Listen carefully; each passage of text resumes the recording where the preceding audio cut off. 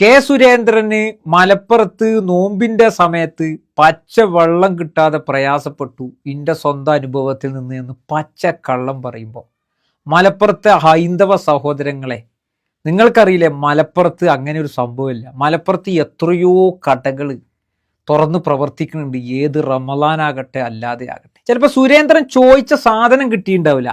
മറ്റേ ആ ചുണ്ടിന്റെ അടിയിൽ വെക്കണ അതൊന്നും ചിലപ്പോൾ മലപ്പുറത്ത് നിന്ന് കിട്ടിയിട്ടുണ്ടാവില്ല. ഭക്ഷണം മലപ്പുറത്ത് നോമ്പാവട്ടെ അല്ലാതെ ആവട്ടെ പല കടകളിലും വിവിധ സ്ഥലങ്ങളിൽ കിട്ടുമെന്നുള്ളത് എല്ലാവർക്കും അറിയാം. എത്ര യാത്രക്കാർ ഒന്നും വേണ്ട. മലപ്പുറം ജില്ലയിലെ ഏറ്റവും വലിയ ഒരു പ്രധാനപ്പെട്ട ഒരു സ്ഥലം ആണ് ചങ്കുവെട്ടി, കോട്ടക്കൽ. അവിടെയൊക്കെ രാത്രി കാലങ്ങളിൽ ഏറെ വൈകിയും ഭക്ഷണശാല പ്രവർത്തിക്കുന്നുണ്ട് എന്ന് അറിയാത്ത ആളുകളുണ്ടോ? ഇപ്പൊ എൻ്റെ നാട്ടിൽ തന്നെ എൻ്റെ ഒരു സുഹൃത്തുണ്ട്, CPM ആളാണ്. കാന്താരി തട്ടുകട രാവിലെ ഞാൻ മനസ്സിലാക്കുന്നു 8 മണി മുതൽ രാത്രി 12 മണി വരെ നോമ്പിന്റെ സമയം തുറന്ന് പ്രവർത്തിക്കുന്നുണ്ട്. ഏറ്റവും കുറഞ്ഞ ഇതിന്റെ പൂക്കോട് ഒരു മലയോര മേഖലയാണ്. അങ്ങനെ ഒരുപാട് കടകൾ എൻ്റെ നാട്ടിൽ പ്രവർത്തിക്കുന്നത് എനിക്കറിയാം. പിന്നെ എന്തിനാണ് സുരേന്ദ്രനെ പോലെയുള്ള ആളുകൾ പച്ചക്കളവ് പറയുന്നതെന്ന് ചോദിച്ചാൽ, വെറുപ്പ്, വിദ്വേഷം, വർഗീയത, അങ്ങനെ മനുഷ്യരെ പച്ചക്കളവ് പറഞ്ഞുകൊണ്ട് വിഭാഗീയത സൃഷ്ടിച്ചുകൊണ്ട് ഒരു നാടിനെ മൊത്തം അപകീർത്തിപ്പെടുത്തുക. ഇങ്ങനെ അപകീർത്തിപ്പെടുത്തിയാലും കേസെടുക്കണില്ല. ഇപ്പൊ എടക്കര പോലീസിനെ കൊടുത്ത കേസിൽ നിയമോപദേശം തേടിക്കൊണ്ട് വെള്ളാപ്പള്ളി നടേശൻ പറഞ്ഞ ആ ഒരു കാര്യത്തിന്റെ പുറത്ത് കേസെടുക്കാൻ പറ്റില്ല എന്നാ. നോക്കൂ, വെള്ളാപ്പള്ളി നടേശൻ പറഞ്ഞ ആരോപണം എന്താണ്? അതിന് തെളിവില്ല, അതിന് കേസെടുത്താൽ നിലനിൽക്കില്ല എന്ന് നിയമോപദേശം കിട്ടിയെന്ന് പറയുമ്പോൾ നമ്മളൊക്കെ പൊട്ടന്മാരാണോ ശരിക്കും? ഇത് അയാളുടെ വാക്കുകൾ കേട്ട മലപ്പുറം ജില്ല പോലെയുള്ള ഒരു ജില്ലയിൽ എത്രയോ ആളുകൾ താമസിക്കുന്ന, വിവിധ മതക്കാർ താമസിക്കുന്ന, വിവിധ ആളുകൾ താമസിക്കുന്ന ഒരു നാട്ടില് ഈഴവ സമുദായത്തിന് ശ്വാസം വിടാൻ പോലും സ്വാതന്ത്ര്യമില്ല എന്ന് പറയുന്ന അങ്ങനെ ഒരു നാടിനെ വർഗീയപരമായിട്ടും ഒരു നാടിനെ ഇകഴ്ത്തിക്കൊണ്ട് സംസാരിക്കുമ്പോൾ ആലോചിച്ച് നോക്കൂ, ഈ നാട്ടിൽ ജോലി ചെയ്യുന്ന പോലീസ് ഉദ്യോഗസ്ഥന്മാർക്ക് ഒരു ഉത്തരവാദിത്തമല്ലേ? ഇത് ഞങ്ങളടക്കം ജോലി ചെയ്യുന്ന ഞങ്ങളെ നാടിനെ കുറിച്ചാണല്ലോ ഈ പറയുന്നത്. സത്യത്തിൽ ഇതൊരു പച്ചക്കളവല്ലേ? ഇതിൽ വലിയ വിഭാഗീയതയില്ലേ? ഒരു നാടിനെ ഇകഴ്ത്തുന്ന പ്രവൃത്തിയില്ലേ? അത്തരം പ്രസ്താവനയല്ലേ എന്ന് തോന്നാത്ത പോലീസുകാരാണോ നമുക്കിടയിലുള്ളത്? എന്നിട്ട് ഈ പറയുന്ന വെള്ളാപ്പള്ളി നടേശനെതിരെ കേസ് കൊടുത്തിട്ട് ആ കേസിൽ FIR ഇടാൻ സാധിക്കില്ല എന്ന് പറയുമ്പോൾ അടുത്തത് സുരേന്ദ്രൻ വരും. അത് കഴിഞ്ഞാൽ PC ജോർജിനെ പോലെയുള്ള ആളുകൾ വരും. അടുത്തത് ആർക്കൊക്കെ വർഗീയത പറയാൻ പറ്റുമോ, ആർക്കൊക്കെ ഈ മലപ്പുറത്തെയോ അല്ലെങ്കിൽ മുസ്ലിം സമുദായത്തെയോ ആക്ഷേപിക്കാൻ പറ്റുമോ അങ്ങനെയൊക്കെ ആക്ഷേപിക്കും. കാരണം കേസെടുക്കൂല. ഇത് സ്ഥിരം കാര്യമായി തുടർന്നുകൊണ്ടിരിക്കുന്നു.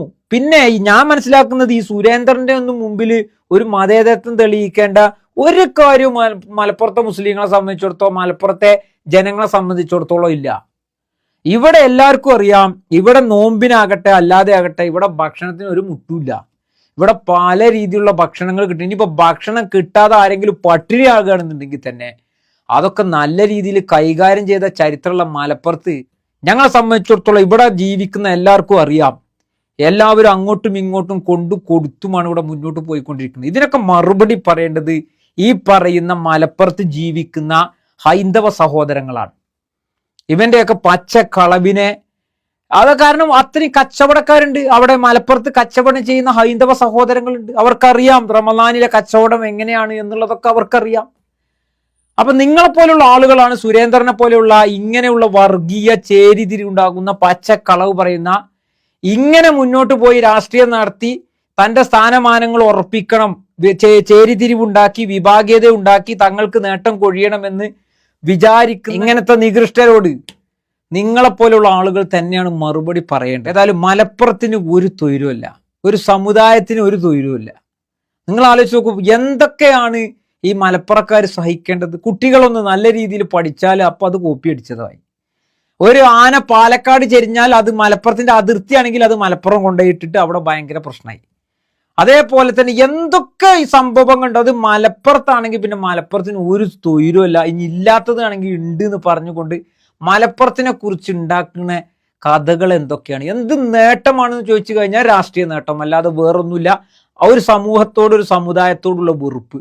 ഇന്ന് ഈ പറയുന്ന ഇവരുടെ ഒക്കെ നേതാക്കന്മാർ നല്ലോണം വന്ന് മൂക്ക് മുട്ട മുടുങ്ങി നാരങ്ങ വെള്ളവും കുടിച്ച് നോമ്പ് തുറവിയിലും പങ്കെടുത്ത് സകലമാന കാര്യങ്ങളും നല്ലോണം മൂക്കുമുട്ട തിന്നുകൊണ്ട് ഈ ഒരു കുടിരിക്കലുണ്ടെങ്കിലും ഒരു സൽക്കാരം ഉണ്ടെങ്കിലും ഒരു കല്യാണം ഉണ്ടെങ്കിലും, അതായത് ഇവിടെ മതേതരത്വം തെളിയിക്കാൻ വേണ്ടിയിട്ടുണ്ടല്ലോ കുറെ ആൾക്കാർ പടാപ്പാട് പൊട്ടുങ്ങാണ്ട് ഇവരെ ഈ പറയുന്ന ജൽപ്പനങ്ങൾ നടത്തുന്ന സകലെണ്ണത്തിനും വിളിച്ച് കയറ്റി തീറ്റിച്ച് അത് മൂക്കുമുട്ട നല്ലോണം ഇരുന്ന് മുണുങ്ങിങ്ങാണ്ടാണ് പുറത്തിറങ്ങിയിട്ട് പറയുന്നത് ഇവരിങ്ങനെയാണ്, ഇവർ വർഗീയവാദി, ഇവരെ അടിയിൽ ജീവിക്കാൻ കഴിയില്ല, ഇവരെ അടിയിൽ ശ്വാസം വിടാൻ കഴിയുന്നില്ല, ഇവരെ നോമ്പിന് ഇവരെ അടിയിൽ ഭക്ഷണം കിട്ടാതെ ആകെ വലഞ്ഞു മരിക്കണം എന്നൊക്കെ പച്ചക്കള്ളം പറയാം. ഇവർക്കൊക്കെ ഇനിയും മലപ്പുറത്തുകാരുടെ പച്ച ഇറച്ചി തിന്നിട്ടും കൊതി തീർന്നിട്ടില്ല എങ്കിൽ ഇവരുടെയൊക്കെ മനോഭാവം എന്താണ് എന്നുള്ളതാണ്. പക്ഷെ ഇതുകൊണ്ടൊന്നും മലപ്പുറത്തിന്റെ വീര്യോ മലപ്പുറത്തിന്റെ സൗഹൃദോ മലപ്പുറം ജില്ലയിലെ നല്ല ഒരു അന്തരീക്ഷത്തെ മലപ്പുറം ജില്ലയിലെ വിഭവ സമൃദ്ധമായ ആഹാരത്തിന്റെ കാര്യങ്ങളോ ഒന്നിനും ഒരു കോട്ടവും സംഭവിക്കാൻ പോണില്ല. ഇവിടെ ഒന്നും നിങ്ങളുടെ ജൽപ്പനങ്ങൾക്ക് യാതൊരുവിധ വിലയുമില്ല എന്ന് ഓർമ്മപ്പെടുത്തി നിങ്ങളെപ്പോലെയുള്ള സംഘികള് വർഗീയവാദികൾക്ക് മുമ്പിൽ മതേതരത്വം തെളിയിക്കേണ്ട ഒരു ഗതികേടും മലപ്പുറം ജില്ലയിലെ ആളുകൾക്കോ അല്ലെങ്കിൽ ഇന്ത്യ രാജ്യത്തെ മതേതര കക്ഷികൾക്കോ ഇല്ല എന്ന് ഓർമ്മപ്പെടുത്തിക്കൊണ്ട് പോയി പണി നോക്കടാ എന്നും ഓർമ്മപ്പെടുത്തിക്കൊണ്ട് നിർത്തുന്നു. നന്ദി.